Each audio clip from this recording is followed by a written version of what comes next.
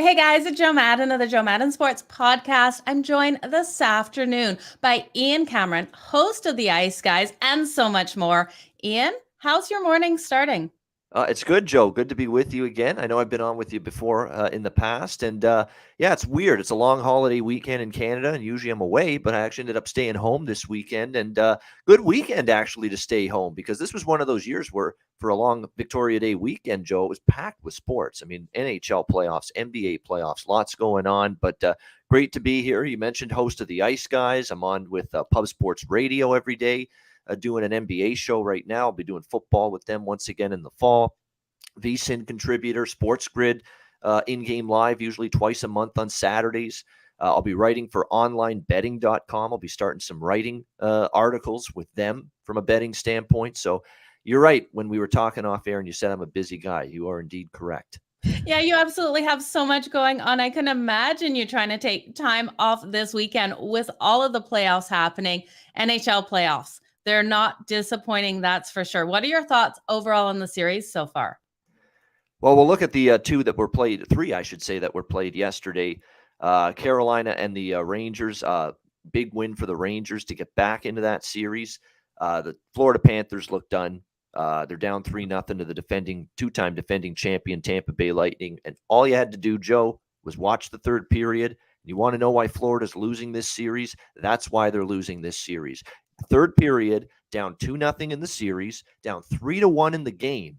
And who's taking the play to the other team?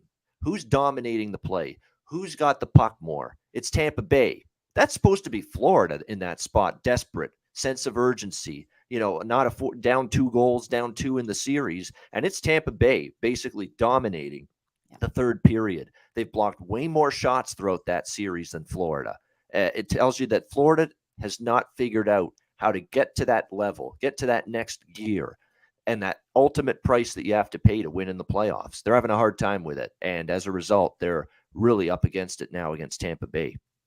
Yeah, are you shocked at the difference that we saw out of them in the regular season compared to the playoffs here? Because they came in as one of the top leading scoring teams in the league.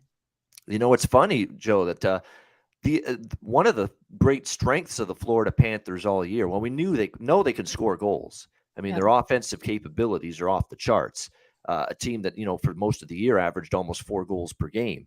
But here in the playoffs, it's not like their defense and their goaltending from Bobrovsky's been terrible. I don't think it's been great, but I don't think it's been terrible either. I think the offense has let them down, specifically the power play. How is it that yesterday was the first power play goal that the Florida Panthers have scored here in the Stanley Cup playoffs? A power play that was top 5 in the National Hockey League all season. It's just insane to think about it when you know what they can put out there in terms of personnel on the power play, that it took until yesterday for them to score their first power play goal. But I think more than anything, they're not throwing the body around enough. Yeah.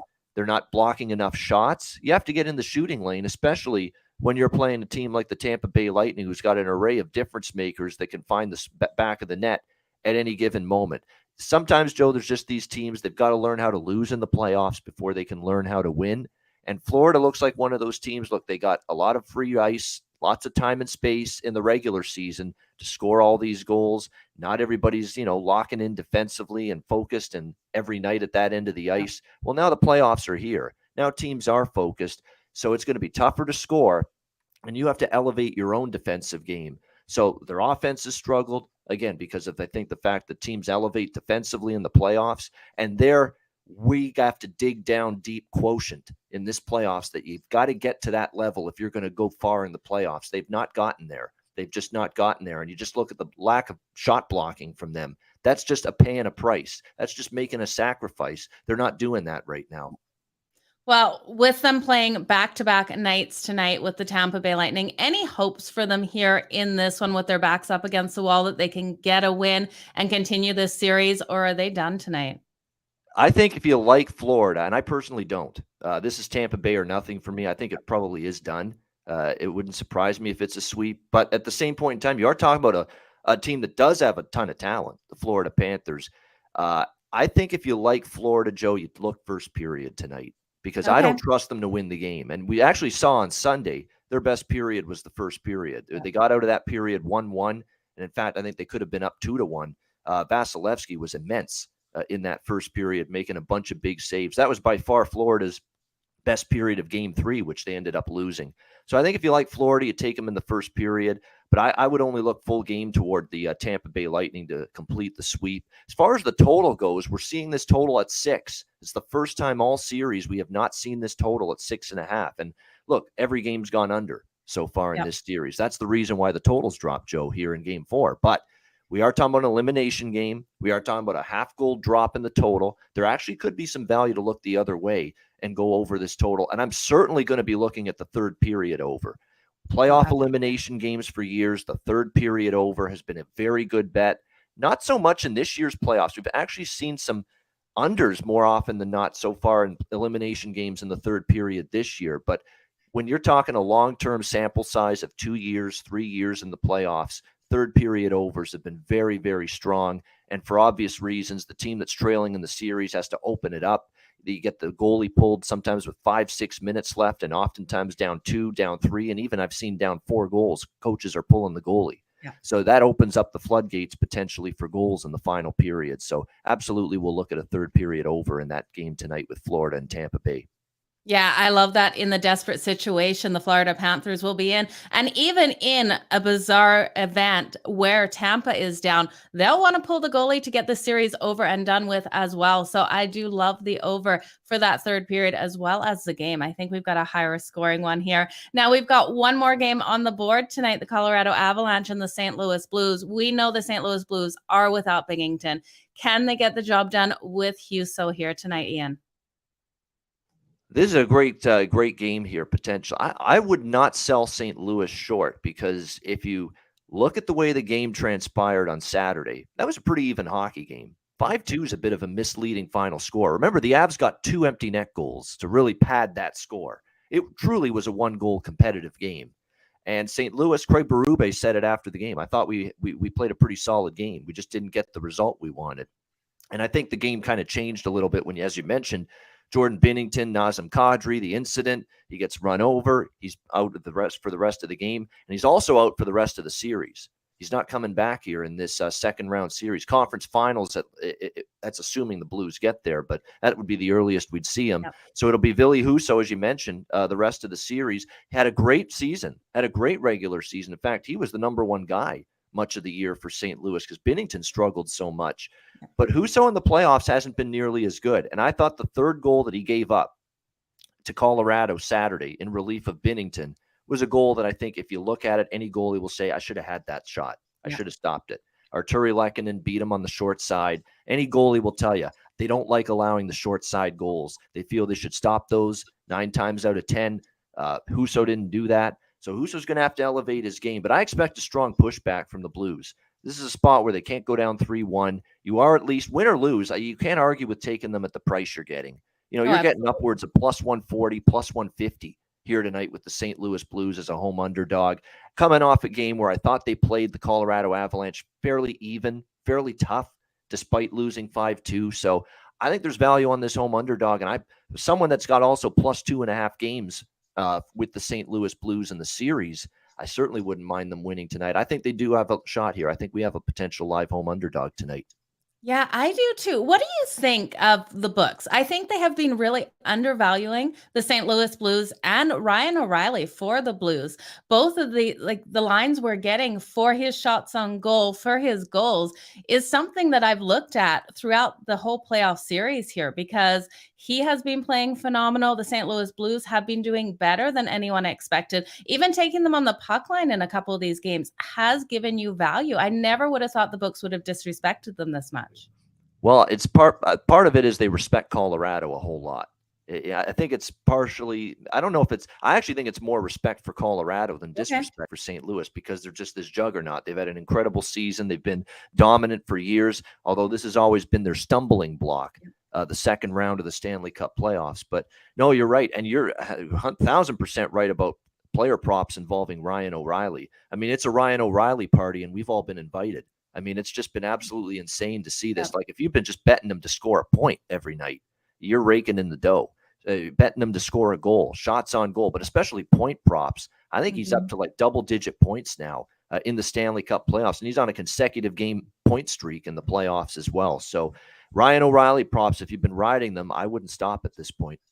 Yeah, absolutely. I'm not stopping either. His shots on goal have been cashing like no tomorrow. Now, I have to ask you before I let you go here, Ian, what are your thoughts on my Calgary Flames and the Edmonton Oilers? We saw the Flames not be able to get anything done yesterday. Are you thinking the Oilers take this series? Well, you know what? It starts with we've got to stop giving up the blue line so easily. It's like, geez, it's like they open the door. It's like, hey, Connor McDavid, hey, Evander Kane, Leon Draisaitl, come on in. Come on into our defensive zone. Do whatever the heck you want. Put your feet up. Have a good time. That's essentially what's been happening for Edmonton the last 2 games. They are giving up the blue line too easily. The speed through the neutral zone is driving this blue line nuts. I've never seen Noah Hannafin made to look like more of an utter fool than what the Edmonton Oilers have made him look like the last couple of games. And it's just because of their ultimate high-level speed, skill, and number 97. Connor McDavid, who looks like he's playing possessed right now. He's We couldn't think he could elevate his game any more than he has done during the regular season the last couple of years. What he's doing in the playoffs is incredible right now. He's making plays every shift he's on the ice. He's getting either chances for himself or high danger quality chances for his teammates on every shift. And we saw him set up Evander Kane for one of the goals.